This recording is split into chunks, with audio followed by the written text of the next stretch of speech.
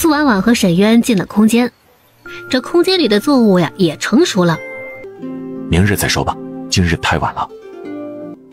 等洗漱完毕，到了床上，苏婉婉猛然发现了一条微信。原来啊是弄到了东西，询问他该如何送过来。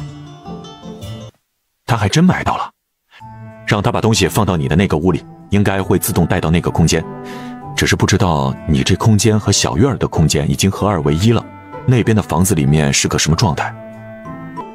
唐大哥，谢谢啊，前几日有事未回，东西送到锦华小区10号楼602，请务必注意楼道监控。唐大哥辛苦，请务必收下转账，以后指不定还有事情要麻烦你呢。媳妇儿，作物过几天再收也不迟，明日先不收，等我忙完咱们一起收。不行，还是等我有空亲自来收吧，万一用那什么意念对你身体不好呢？那么多地呢，你自己收啊，你不嫌累啊？更何况挖红薯呢，一颗一颗的刨出来，可累了。不累，这点农活算什么呀？我就怕你再用那意念对你身体不好。应该没事，上次我不也没咋样吗？睡一觉休息一下就好了。身体好是毋庸置疑的，唯一有点异常的就是她到现在都还没怀孕呢。她和沈渊从来都没有做过错事，而且频率还挺高的。除了大姨妈那几天，沈渊就没让她歇过。那也不行，万一呢？我可不敢赌。反正呀，你就是先别收，等等我啊。行，等你。明日麦收你还要下地呢。照例，麦收前爱的鼓励，做更有劲。我的能耐，媳妇儿又不是不知道。麦收之前折腾了一夜，他第二天还神采奕奕的去割麦了。翌日，全村都开始忙碌了起来。哎呦，嘉诚郡主来了！一早上就听说你们回来了，就想着你会过来的。哎，程程。苏婉婉刚刚看到他那舍不得吃的样子，笑了一声。赵大人自己不舍得吃，倒是给我吃了。不用，我家里也有呢，你吃吧。行吧，我也不和你客气了。这些菜啊，我还真舍不得吃。赵大人，不是我说你，留种子能留多少？这些该吃就吃，有多余的再卖给酒楼。唉，咱们要推广这些菜和粮食，朝廷得花不少钱收购呢。就你这些种子，还有去年从你们大柳树村买回来的那些红薯，几乎把库房都清空了。更何况还要付那么多工钱，能卖一点是一点吧，弥补一下也是好的。赵大人，你放心吧，推广粮食是大事，陛下那边一定会有补贴的。朝廷现在也不容易啊。得嘞，不问了。朝廷现在指不定还真没通许县有钱，等那些辅助作坊都开工，通许县税银就更多了。还是给陛下表哥省点银子吧。赵大人，我是来看看红薯苗的。你给我那些育苗经验还真管用，切块育苗的确出苗最多，但是处理不好损坏的也多。好在我研究出一种方法，在切口处抹上草木灰，这样不容易腐烂。直接埋土里育苗简单一些，也没有损耗，就是出苗不多。另外2种方法都可以，所以我是找了各种方法都试了，最后还是用的切块。毕竟咱许通县这么多地呢，切块育苗出苗多，能多种一些就多一些。以后全部普及开来，再把这些育苗方法也推广一下，就让农民自己留种育苗啦。今年种完，明年就可以放开手脚，让农民自己留种育苗，也可以把苗卖给其他农民，这样也算全面推广了。2个人已经来到了红薯育苗基地。苏婉婉看到那些红薯苗长得很壮，也是放了心。不错，你们可真厉害。是郡主厉害，只种了1季红薯就发现了这么多育苗方法。大夏国有郡主，是百姓之幸。哪里，我当初育苗可没少浪费红薯，好不容易才研究出来的。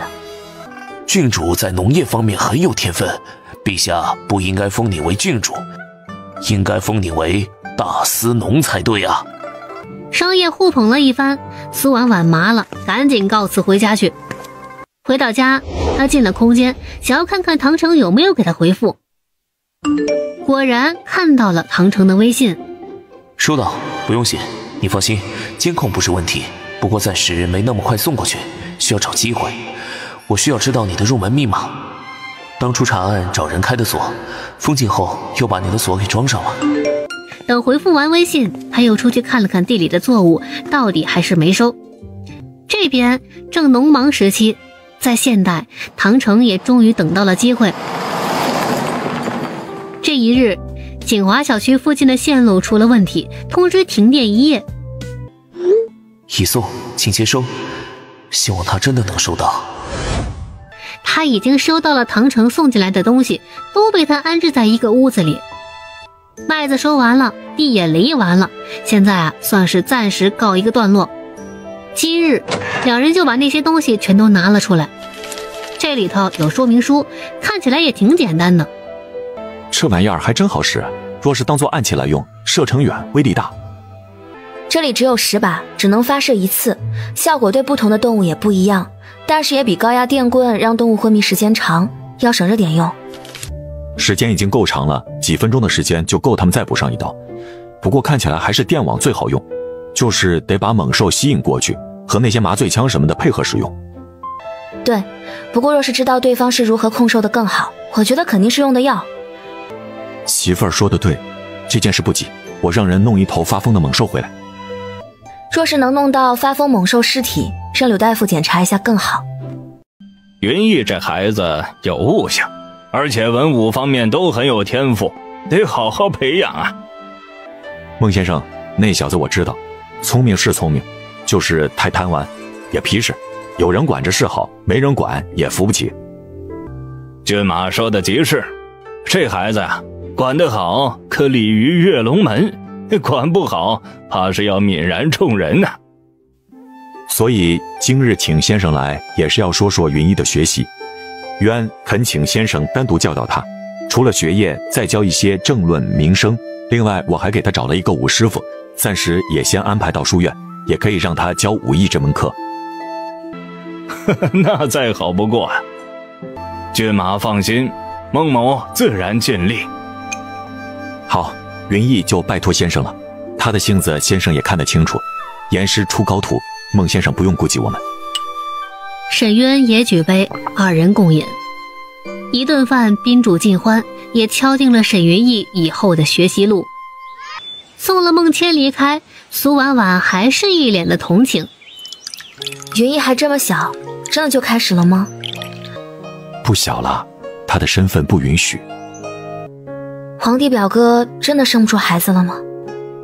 接下来几天，沈云逸就发现孟先生对他愈发的严格了，还给他加了许多的课，他每天苦不堪言啊。再说农忙过后，苏婉婉终于等到沈渊得空，两人进空间准备收空间里的作物了。沈渊，你确定你要自己收？你都忙活1个多月了，还要收？你放下，还是我来吧。我不累。沈渊，你这弄完得多久了？你不是还要上山吗？现在都快7月了，耽误不得了。听我的，我就用意念，你在我身边，没事的。我开始了。苏婉婉提醒了一声，就已经开始操作了起来。如今她已经非常熟练了，不多一会儿，面前的红薯地已经变得平整，地头出现了一堆红薯。头晕吗？苏婉婉摇头，这一次啊，还真没头晕。原本郁郁葱葱的庄稼地，此刻都已经空了。媳妇儿，看苏婉婉晃了一下，沈渊立马就抱住了她。二人到了沙发边上。沈渊，我睡会儿，你先不要动那些，等我醒了直接送仓库，没事的。上一次的经验，我就是睡一觉就恢复了。你千万不要白费力气啊，你也休息，陪我一起。俩人啊，一睡就是一下午。媳妇儿，小月儿他们应该要下学了，要不咱先出去吃饭，晚上再进来收。行，我就说没事的，走，咱们去看看有啥变化没。他拉着沈渊去看空间的变化，走了一圈，手机也拿出来看了看，并没有什么变化，只有那道门没有试验了。沈渊，若是我出去了，你不要着急，我还会回来的。好，走，咱们一起先试试。以往离门一步远的地方就会被弹开，可是这次却没有。太好了，沈渊，我们可能都能走出去。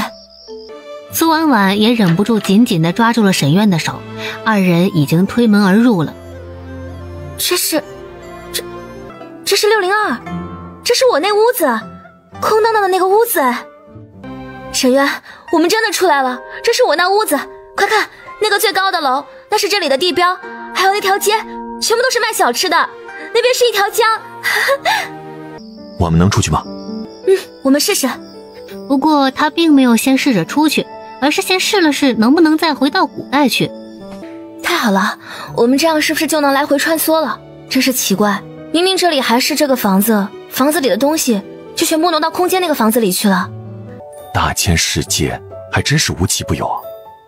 这边是大门，走，咱们出去看看。不过咱们得先换了衣服。苏婉婉看了看两人这一身的古装，想着进空间换一套现代衣服出来，再看看沈渊这一头长发，最后还是决定沈渊还是穿古装，他自己则是换了一套运动装。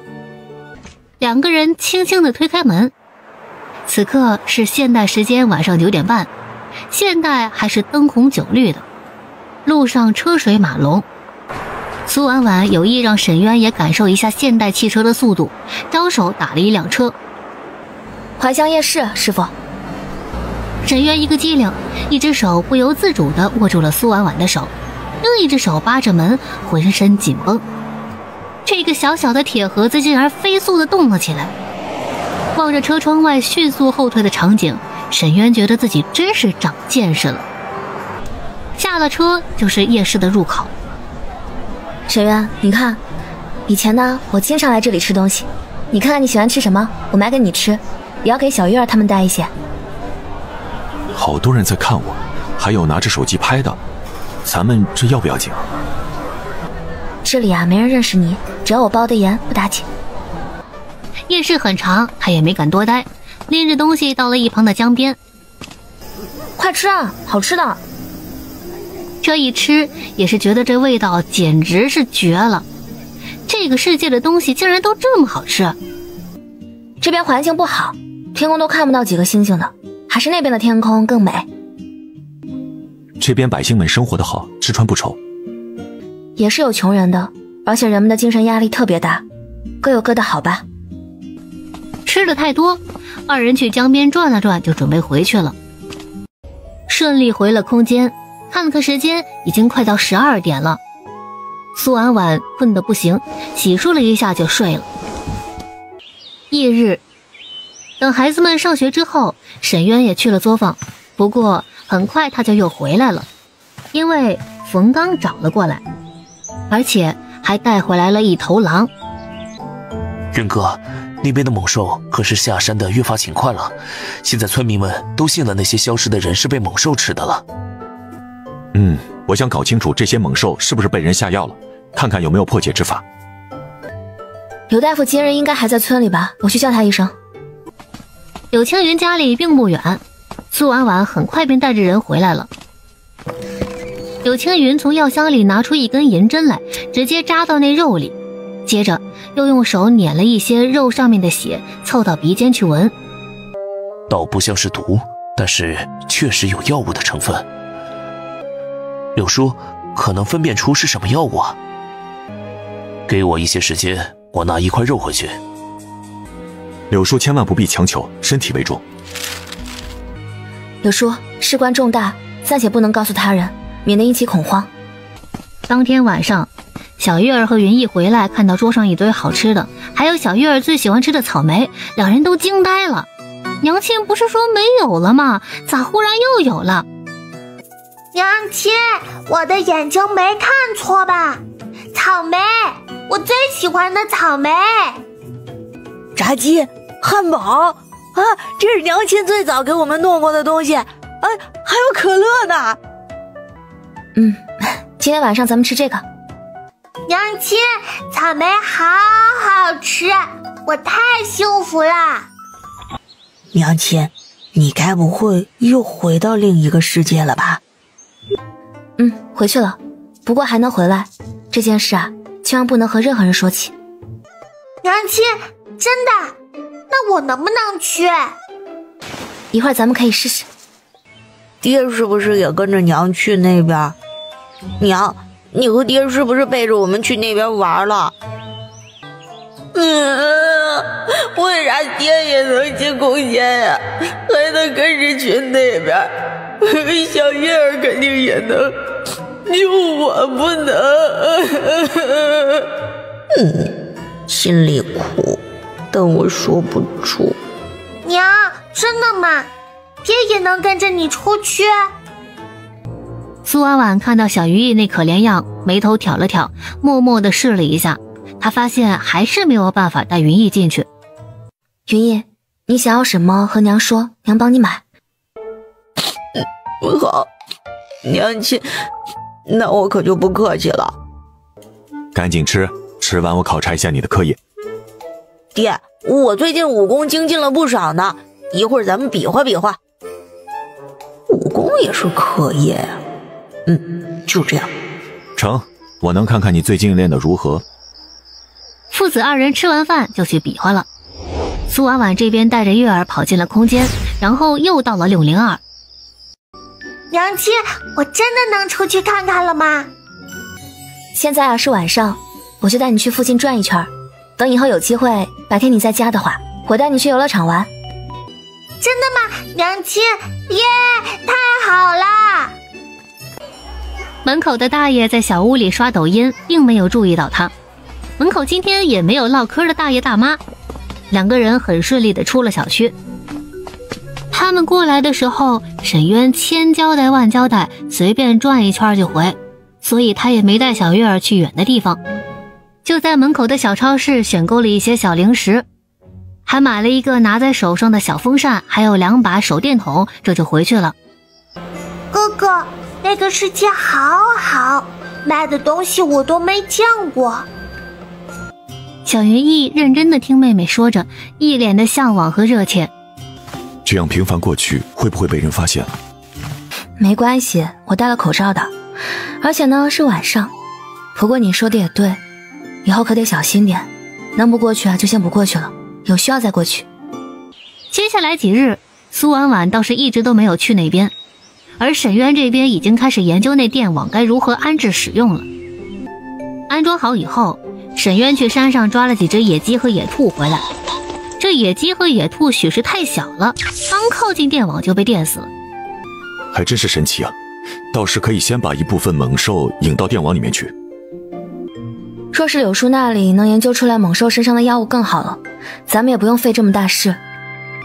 不过这电网倒是可以用来打猎用，可比陷阱好用多了。正说着，那边就传来了敲门声。苏婉婉立马就把太阳板给收到了空间。沈渊啊，我这边还真研究出了这些猛兽体内药物的成分，应该是一种能够致幻的药物。这山上有人给猛兽下这种药，山上一定有秘密。柳叔，这件事你先不要管，也不要透露出去，以免引起众人的恐慌，更会让山上的人大草惊蛇。我会去禀告县令大人的。我知道秦重的，只是这药物的成分我还不能完全确定，现在也只能根据自己的判断弄出了2种解药，也不知道哪一种更管用。对付猛兽只能用药粉，通过鼻腔吸入，这2种药我也不敢肯定是否有用。柳叔已经很厉害了，这才几天，就算没用也没关系。我可以先去试一试。多谢柳叔，您这2天也辛苦了，以防有人怀疑，柳叔还是尽快去县城坐诊吧。你要亲自去试？太危险了，你可要小心一点。柳叔放心吧，就算没有药，对付猛兽的能力我还是有的。等人走了以后，你准备怎么做？明日我先上山去试一试这药粉，若是管用，就让柳叔多做一些，派人去县城拿。另外再看一看那边的地势，电网也要提前安上。你放心，我会小心的。一会儿我就去找冯刚他们谋划一下。当天下午，沈渊便去了县城找江顺还有冯刚碰了个面。苏婉婉也没闲着，她去了一趟现代，买好了这些东西，苏婉婉也没耽搁，就准备回去了。堂哥，是你啊，小妹。你怎么一个人在这里？走，你去哪儿？哥送送你。多谢堂哥了，我到前面玉怀路没几步路，还准备自己走过去呢。唐成还跑去不远处买了2杯冰奶茶过来，递给了苏婉婉1杯。2人去了公园。堂哥，我觉得这里还是不够安全，我长话短说。你这是又穿回来了？能了，堂哥，谢谢你肯相信我，也谢谢你没把我的事情说出去。我以后尽量不来这边了，太危险。确实，这边到处都是电子眼，还有你那水电费，暂时没人注意，但是物业那边也迟早会发现的。以后我就不交水电费了，停了就停了吧。或许在以后，我可能永远不回来了。你那边的事情解决了吗？如果需要帮助，还可以找我。好，除了你，我也不信任其他人。事情应该快解决了，若有需要，我再联系你。拿回去给那边的人喝，让他们也尝尝咱们的奶茶。谢谢，他们一定很喜欢。用不用我送你？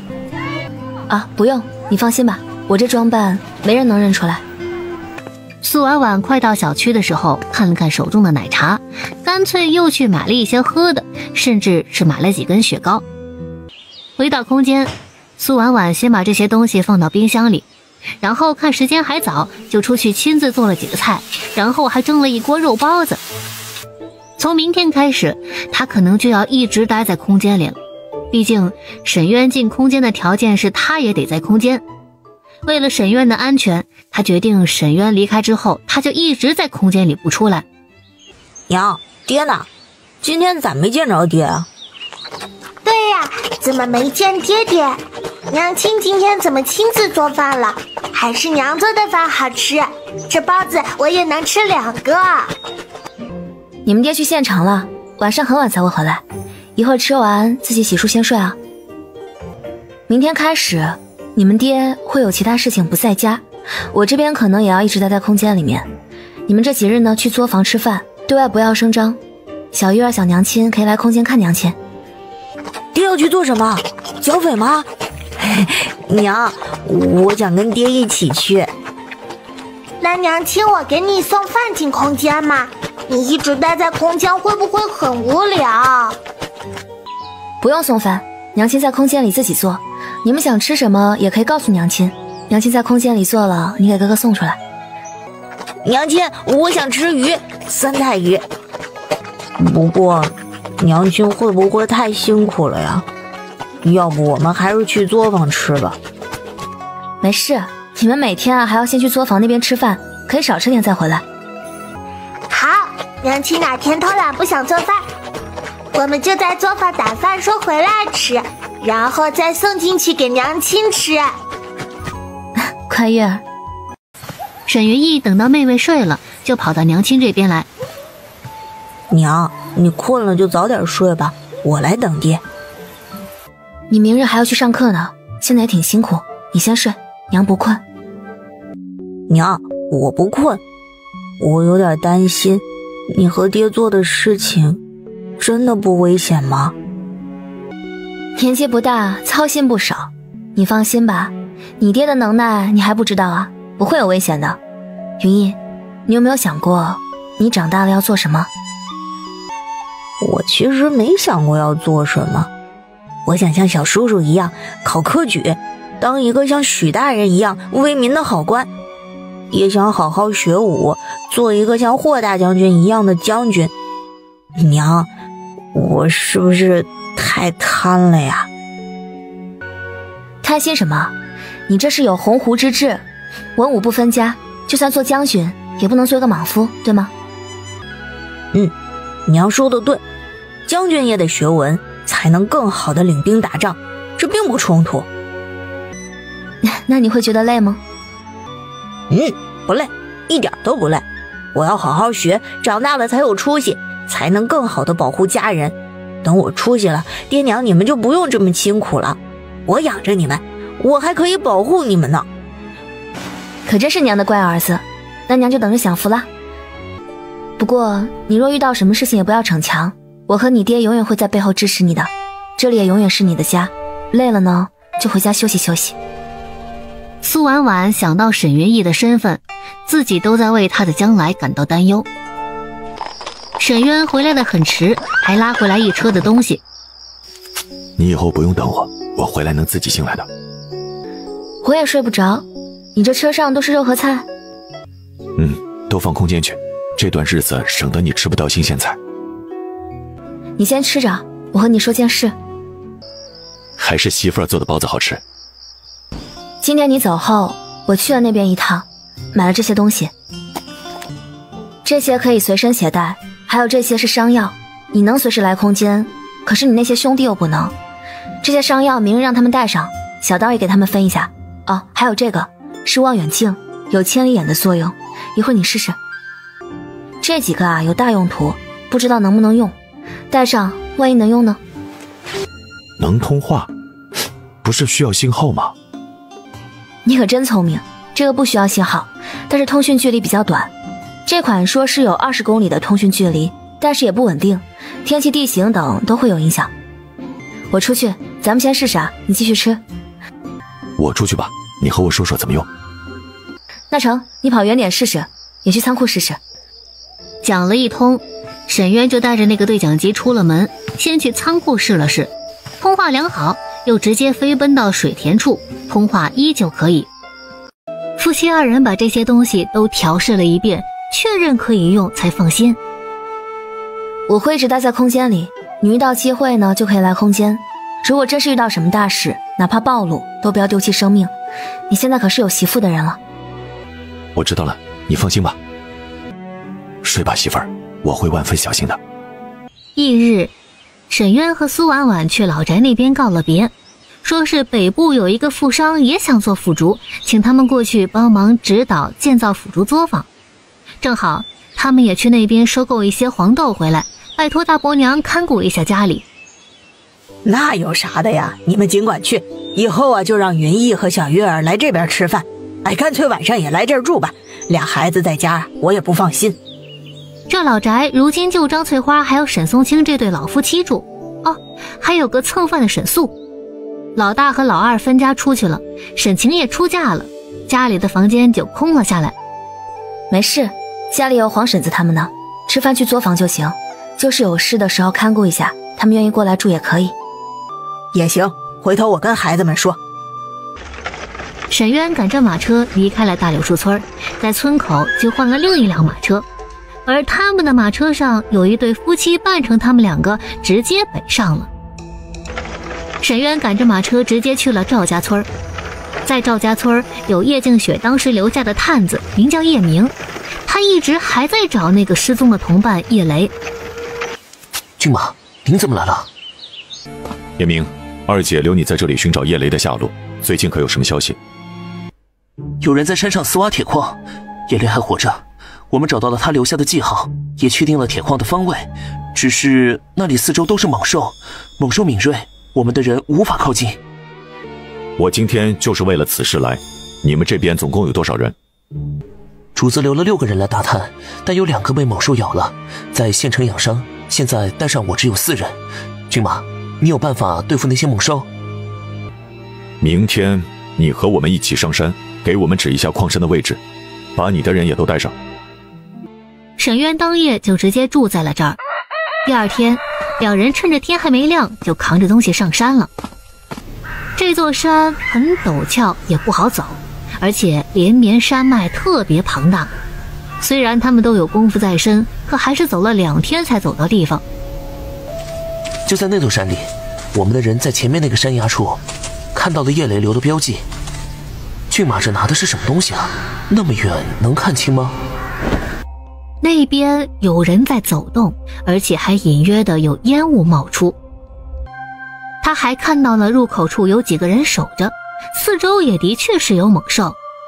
可是奇怪的是，那些猛兽却并不会攻击那些守卫还有来往的人，就仿佛没看到那些人一般，在附近走来走去。这些猛兽会攻击山下的人，对着矿区的人却平和得很。骏马，你能看到那边的情况？沈渊直接把望远镜递给他，让他看。叶明学着沈渊的样子拿在手上，然后凑过去望向了那边。这一望过去，整个人都差点摔倒下去。这这是什么神器啊？竟然能看到这么清这么远！那些猛兽确实奇怪，我们的人在山上也碰到过猛兽，可是见到人就撞，哪有这么温顺的？就在这时，一声虎啸传来，二人一惊，眼看着一头猛虎在树底下开始撞树，一边撞一边吼，还要抬头冲着他们张开血盆大口。沈渊拿出怀中的一包红色药粉，向下一个飞跃，药粉洒到了老虎的鼻腔处，可是老虎根本就没有受到任何的影响，看到人下来了，就朝着沈渊猛冲了过来。先别动他！沈渊又是一把绿色药粉洒了出去。这时只见那老虎脚步一个趔趄，不过他摇了摇他那肥头大耳，一下子又睁开了金眸，愈发疯狂地向他们冲了过来。得嘞，绿色药粉有点用，但是也真的就是一点点。沈渊也不耽搁，拿出别在腰间的高压电棍，趁着那老虎扑过来的功夫，一棍子朝他脑袋打去。沈渊握了握电棍，也是惊奇不已。而这边叶明从震惊中恢复，马上就要去查看。别动，小心点，先别靠近他。沈渊拿出媳妇儿给的计时器，按动了一下，接着指针就迅速地转了起来。或许是这边的动静太大，老虎的叫声引来了其他的猛兽。等指针转了10圈，也就是10分钟之后，他们的四周竟是又围过来2匹狼。沈渊如法炮制，又是过去2下就把那2匹狼给放倒了。沈渊这边还在计算时间，等计时器停在了20分钟的时候，那老虎有了苏醒的症状。沈渊二话不说，趁着老虎还没有彻底醒过来，然后他又拿出刀来捅了2下，老虎就彻底的死了。很好，老虎是20分钟，狼则是30分钟，这个时间足够了。这怎么处理？留在这里，万一矿山那边的人出来遇到，怕是会打草惊蛇的。这里我来处理，你先往东走，那边我们的人应该到了。这个拿上，说话按这个按钮，有动静按这个，可以通话。这个对讲机是打开的状态，就2个按钮，不用学都会。他这也是怕呀，一会儿找不到人了才给他的。骏马，这里怎么那么多好东西啊？这啥玩意儿？竟然能通话！拿去防身，你们去找最合适迎走猛兽的地点，隐蔽一点。这个你已经知道如何用了，遇到猛兽能够用得上。哇，这大杀器，骏马竟然还有很多吗？我竟然也能拥有一个。好，骏马，你小心。直到看到他走远了，沈渊这才带着猛虎还有2头狼的尸体一个闪身进了空间。媳妇儿，别担心，这些猛兽已经死了，你那电棍还真管用。还新鲜着呢，放仓库吧，那里能保鲜，我也不会弄这些。这都留着，我以后过来弄。我还要尽快出去，估计江顺他们也快到了。苏婉婉拿了几个包子让他带着吃。他们怎么吃饭啊？你别担心，他们能打野味，就是我需要一些调料。还是在山里，你先去，等快到了地方了再把东西带出去。媳妇儿，这段时间委屈你一直待在里面了。哎呀，赶紧走吧，有啥需要再进来，我也可以去现代那边买。沈渊恋恋不舍地离开。沈渊出了空间，就迅速地啃了几个大包子，然后朝着东边跑去。叶寒，叶东，明哥，你在这儿，骏马呢？渊哥呢？我们遇到了猛兽，不过已经处理了，骏马在山后，随后就来。我们先去找地方。矿山在那个方位，那边有小路可以直通这个山谷，而且猛兽也大多聚集在那边，有这道崖壁挡着，这边也不容易被人发现。是不错，我带了绳索，先试试。我们还是绕山吧，连夜出发。那我们先等等渊哥，等渊哥来了一起走。夜路也不好走，这悬崖峭壁太多了，一不小心就会掉下去。毕竟这山脉咱们都不熟悉。我马上到。是渊哥的声音，这是什么东西啊？这怎么玩的？我们说话也能传过去吗？叶明一个机灵，立马点头，又按了一下，示意江顺说话。渊哥，是我，顺子，我留的有标记，你找一找。我找到了，你们原地等我。哎，这是渊哥给你的东西吗？知道是什么吗？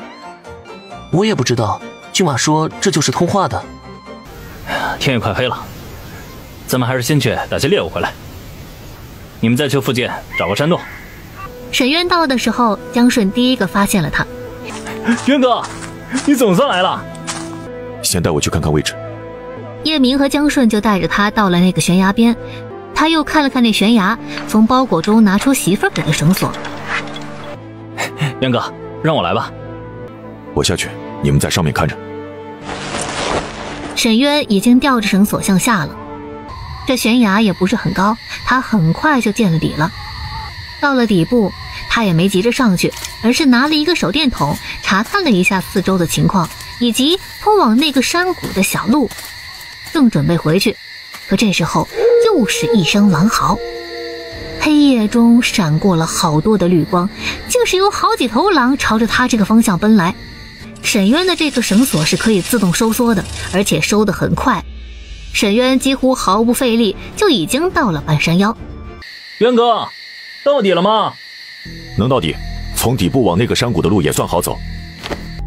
渊哥，这是什么呀？嘿，这光真亮哎，好用，也没有火，一点也不危险。哎，这是咋发出亮光的呀？翌日一大早，众人就开始行动了。这一路上倒是没遇到猛兽，很顺利的到达，接着就是铺设电网了。而正当他们忙活的时候，铁矿山那边来了一个黑衣人，还戴着黑色面具，看不到脸。没事不在外星平线待着，这时候跑这里干什么？沈渊夫妻最近离开了大柳树村，说是要到外地指导做辅厨，我也让人去查了，的确是去了外地，可是还是不放心，过来看看。若是沈渊在这儿，定然会看到这个中年男人就是他的二伯霍向西。你是怕他发现了矿山来这里探查？先前莫尔在黑风寨被杀，他看到的消息就是沈渊带人端了黑风寨，莫尔也一定是被沈渊这个农夫所杀的。是的，沈渊绝对不是一个凡夫俗子。我虽然没有证据，但是我直觉很敏锐。我那个战神侄子以前就是这样以面具示人的，军中那么多人都很少有人知道他的真面目。我作为他的亲二伯，讲真，遇到了他，怕是也不一定能认出来。他已经死了。是啊，他已经死了，死人又怎么能活过来呢？怎么样，有了这些武器，还愁大业不成？如今整个抚州各个县衙商队增多，官府也查得严，怕是不好运出去。咱们的人我已经安排转移地点，一部分来这边训练。没事少来这里，需要你的时候我会派人通知你，行事务必小心。这边黑衣人离开之后，顺着一条小路迅速下山。他下山不久，沈渊躲在一棵大树上，拿着望远镜望着矿山的方向。注意注意，有人出了矿山，有8个人，找合适的人生擒。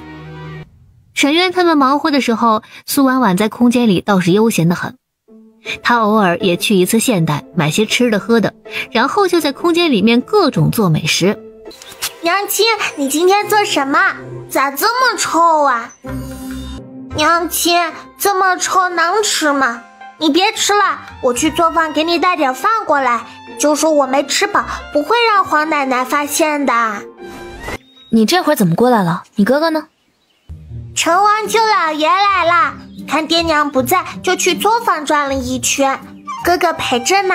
成王还要考察哥哥的课业，说明天想去书院看看。听说咱们这边书院好，想要在他们新平县也建一个。那你八舅老爷呢？他没跟着来吗？成王舅老爷说傻舅老爷不知道跑哪里玩去了，已经派人去找了，不用担心，他自己会知道回去的。今晚上让你成王舅老爷住在家里吧，和你哥哥住一起。我和你们爹不在家，你和哥哥要招待好客人哦。好啊，我知道了，我一会儿就去找哥哥。娘亲，这太臭了，一会儿我身上也要臭了，我还是出去吧，一会儿哥哥带着舅老爷就过来了。说完，他掐了掐鼻子，一溜烟的就消失了。苏婉婉也不管他，自己在屋里吃了那碗螺蛳粉。媳妇儿，你这是在做的什么？你怎么忽然来了？吓到我了。来的确实突然，媳妇儿，对不起啊，我这会儿时间紧急，我需要你帮我画一下。不用画那么精细。对了，我还拿了一些土疙瘩过来。苏婉婉也不耽误他的事儿，立马就行动了起来。也就是画个眉毛，换一个发型，脸上弄得脏兮兮的。我们抓了几个监工，准备冒充2个混进去，还有几个人冒充被监工抓到的村民一起带进去。媳妇儿，你不要担心，我们会小心的。好，你们一定小心。他直接就进了山洞那边，那边已经躺地上了3个人，已经被他们的人给绑了起来，衣服也都扒了个干净。这个是什么？这东西是防猛兽袭击的，矿区那边的猛兽更多，没有这个猛兽会攻击人。大侠，你们放过我们的，我们真的什么都不知道了。要不你们放我们下山，让我们回家去找找家人，求你们了。你们抓了我们，我们还敢接？大侠，他知道得多，我们都是无辜民众，他是那些人的爪牙，求求大侠放了我们吧，我们去山下，我们想回家。说说吧，你们的主子是谁？那人眸中一抹坚定，没等沈渊有动作，他一口就要咬上自己的舌头，准备自杀。沈渊早就防着他了，岂会给他机会，一把捏住了他的脸颊。还是死士？不用说我也知道，是二爷。二爷最近有什么动作？你们矿区有多少你这样的死士？你们的练兵之地在哪里？沈渊一连问了好几个问题，那人依旧不肯吐口。除了二爷，还有什么主子？沈渊手上一个用力，那人的嘴里便吐出一口鲜血。杀了吧！大侠饶命，我们跟他不一样，我们知道的也都说了。对了，还有一点，最近陆陆续续是来了很多人，都是当初和我们一起训练的，不过还没来齐。派2个人看管着他们，这个荷包让人送去县城给冯刚，送到柳大夫那里。江顺立马领命而去。这边叶明也把那个死士给处理掉了。沈渊重新做了部署，他和队里的2个人分别扮成3个监工，然后叶明带着一个队员赵世平扮成上山的猎户被他们抓到，留下江顺在这里接应，等待着命令。娘了个老子，快来！2头猪沉死了，还有这2个猎户，赶紧的给他们挂上香包，送到矿工那里去。主子说了，这2日进来的都要严格盘问，你们2个过来。守门的把2个猎户喊到了一边，立马盘问了起来，问是什么村的，叫什么名字，家中都有什么人呢？2个人早就编排好了，都说是赵家村的。这2个有力气的很，2头野猪都能打死，只不过到底还是抵挡不住咱们的猛兽追击啊！若不是我们刚好遇到，怕是也会被猛兽给撕了。可不是，我们3个差点没打过他们2个，必须得让他们去挖矿，才对得起这身蛮力啊！进去吧。沈渊立马就带着人大摇大摆地进了矿区。冯管事，让你们去查探四周，没让你们去抓人。主子说了，最近都不能进人了，快把他们扔进猛兽群。冯管事，我们从他们2个人的身上搜来了这个，还有几锭银子，听他们说是前几日猎了一头猛虎卖的银子，这是上山准备再猎猛虎呢。这俩人竟然有这好东西，打哪儿来的？快把那东西还给我们，这是我们高家从一个商人那里买来的。甭说东西，现在你们的命都是我们的，给老子老实点。冯管事，现在任务比较紧，兄弟们都快累死了也干不完。这2个人既然这么厉害，不如就留下来挖矿。就算他们是什么奸细，到了咱们这里，就是条龙他也飞不出去啊。要你多嘴。看在这个小玩意儿的份上，就饶了他们的狗命，送去矿区吧。还有这2头猪也送去后厨，明日给大家加餐。多谢冯管事。你们2个还不多谢冯管事？来了这里以后就别想着出去，好好干活才能有饭吃，否则就拿你们喂猛兽。你们要干什么？我们山下的亲人找不到我们，一定会来找我们的。你们这是在干什么？也不怕官府的人来查吗？求求你们放了我们吧，我们家中还有几儿老母，求求你们了呀！冯管事，今日出去，我们3个除了发现这2个猎户，倒是没发现什么异常，猛兽还是疯癫的状态，也没有见其他人。看紧他们，若出了问题，拿你试问。沈渊这边立马就拖着还在哀嚎的2个猎户就走了。第2天，天只是微微亮，矿山上便热闹了起来。矿工们直接被喊了起来，连饭都没吃就先被赶到了矿区去挖矿。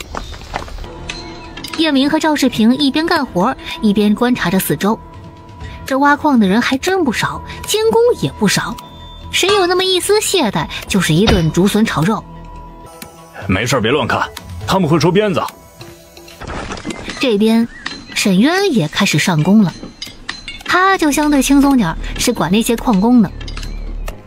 你哥是哪个村的？什么时候被抓到这里来的？我是李家村的，年前就被抓来了。你不要乱说话，咱们干活就是了，活着总还有希望。沈渊也听到了他们的谈话，莫名的就看了一眼李牛。李家村年前就抓了进来，该不会是柳春梅的男人吧？你见过这矿山的主人吗？什么人这么大胆，竟然私挖铁矿？你别问了，我们这种人怎么可能会见到大人物？小心！瞎咧咧什么呢？走快点，不准交头接耳！矿山这边如愿的混进去，而大柳树村这边，沈云逸第一次和除了家人以外的人睡在了一起，还是有些不舒服的。小厮正在给云逸穿袜子，云逸的右脚丫子被抬得很高，脚底板正对着他这边。等等，沈云逸看到舅老爷盯着自己脚底板看，不由得缩了缩脚，立马拿过小厮手中的鞋袜，自己一股脑给套上穿好了。舅老爷，你别让别人伺候我了，这些事情我自己能干。云逸，你今年几岁了？9岁了呀，舅老爷你不是知道吗？沈云逸，云逸。想到这儿，不知为何，成王的面前忽然闪现出了一张脸来，那张脸慢慢的与云逸的脸重合。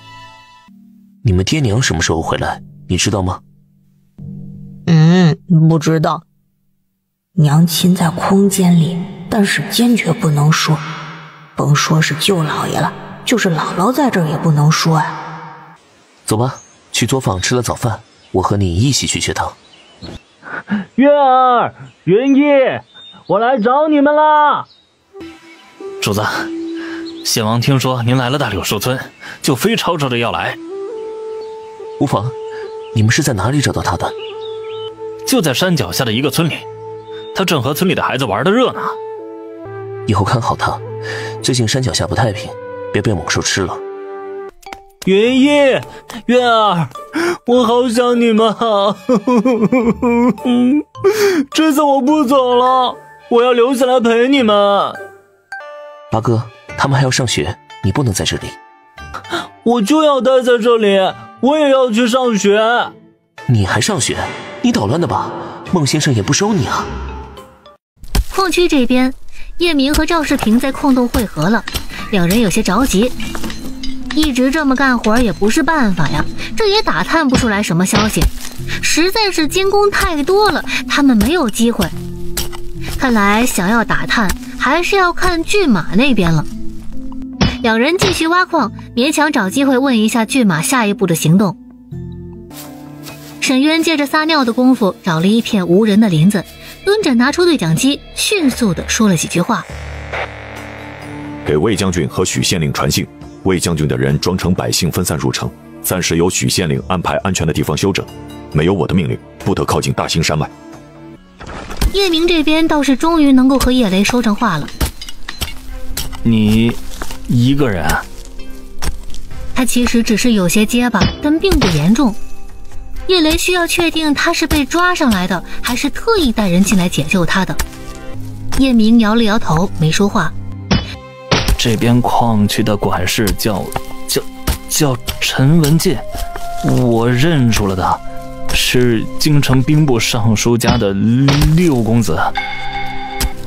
陈家竟然这么大胆，私挖铁矿。他们不仅私挖铁矿，还在养兵。铁矿直接制作成武器，那些兵估计陆续都会被转移到这里。人太多了，你们不该如此冒失就进来啊！都给老子老实点啊！你们俩离远一点。不过得知那管事儿的是陈家的人，这可是个大消息，必须要找机会告诉骏马。莫向西可以忍受长年累月的住在深山里，但是忍受不了吃不上好菜好肉。做不好菜就下山抓一个厨子来。哎，主子您消消气儿，外面的人这不是也不敢用，毕竟往嘴里吃的东西啊。一群蠢货，那么多人就没一个会做饭的吗？还有，上次在通许县吃的那个酸辣粉，听说是红薯粉条做的，还挺好吃，爷就爱那一口。你去把那人给老子抓来。哎呦，使不得呀，主子，那酸辣粉咱不是也打听过了吗？那个卖酸辣粉的小贩是大柳树村的人，还是沈渊的姑姑，不然他从哪里弄的粉条啊？把他抓来，那岂不是……哎呀，主子，你正常点吧，又不是没提过这个问题，是你自己不能说动那个小贩的呀。大柳树村的沈渊可不是普通农户啊，那里有县令罩着，现在他还是叶家的女婿，若是被沈渊发现了端倪，我们这里就暴露了呀。这个厨子不行，再换。好，我换。小的再去问问有谁会做饭的。冯全不敢耽搁，出去就去厨房那边了。大厨房就在一旁，正好沈渊过来领肉。冯管事让我来领一顿肉。没听冯管事说，凭什么给你肉吃？我干活利索，冯管事奖励的不行吗？快给我肉，不然我告诉冯管事。看他底气十足，难不成真是冯管事让他来的？厨子看到沈渊强势，也不敢得罪，端了一碗肉菜出来给他。刚拿过那碗肉，一扭头就看到了冯全。冯管事，瞧，我吃上肉了，谢谢你啊！啊，吃上就好。随即看向了沈渊手中这碗肉，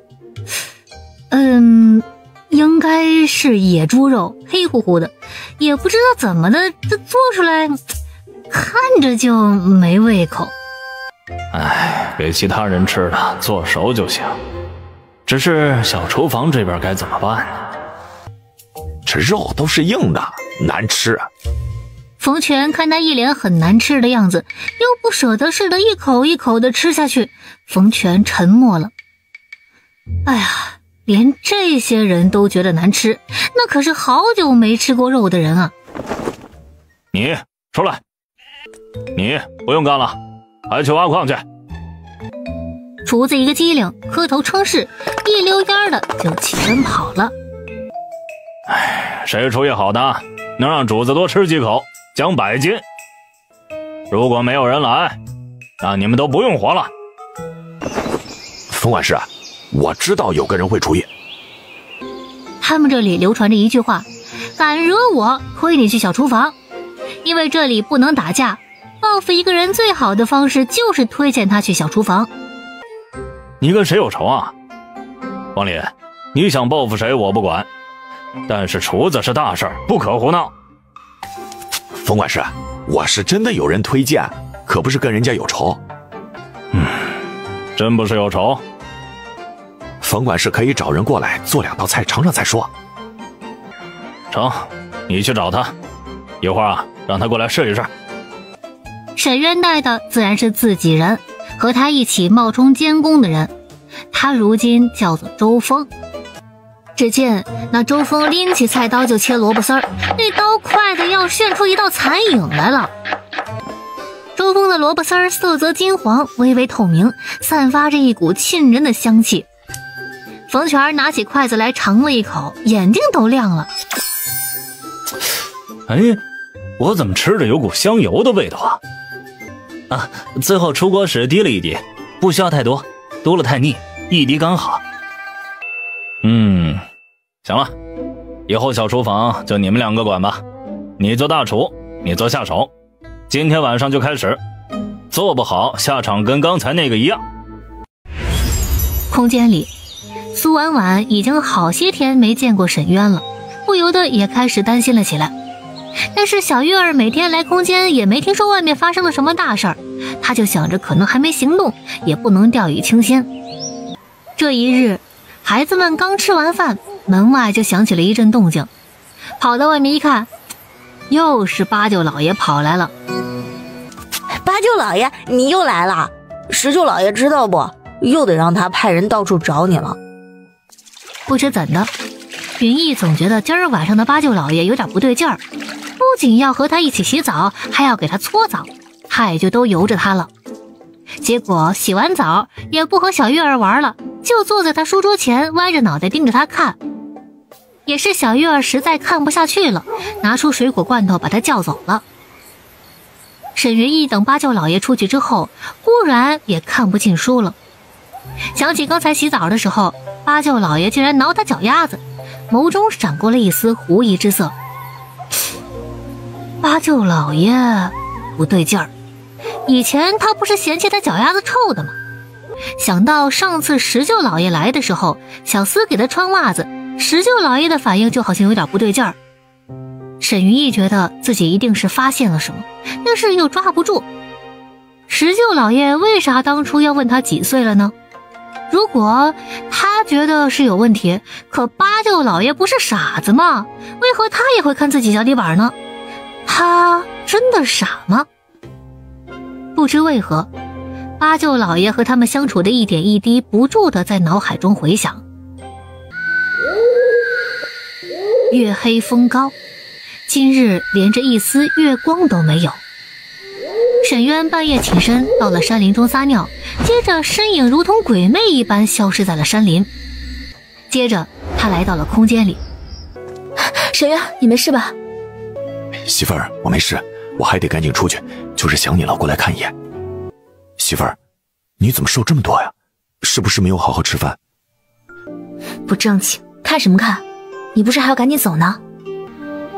媳妇儿，我得走了，我可能再有个5、6天就回来了。好，你一定要小心，我会一直在这里等着。沈渊依依不舍地出了空间，出来以后给江顺通了信息，告诉他大概的方向，他就立马回去睡了。